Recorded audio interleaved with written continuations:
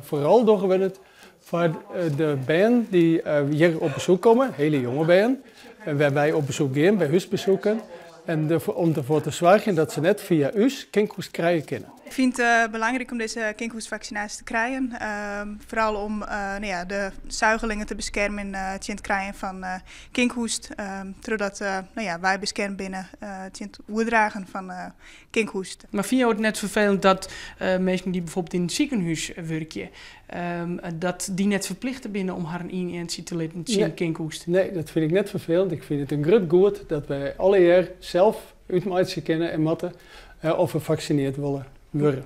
En is het net dweilen met de kraan hier dan alsnog nieuws wat mensen in de zwaar net in te binnen? Nee, zo werkt het net. Elke iemand die zich vaccineren laat is weer een extra persoon die meer veiligheid jouwt dan de lidse ben. Als jeugdverpleegkundige 0 tot 12 jou ik vaccinaties voor kinkhoest aan hele jonge bijen. Op het moment dat ik dus nou in het tweede trimester gevaccineerd word, dan krijgt mijn bijen automatisch die alweerstoffen mee, die antistoffen krijgt hij mee. En dan is het zo dat hij de eerste 2 maanden voordat hij de eerste vaccinatie dus op het bureau krijgt, dat hij dan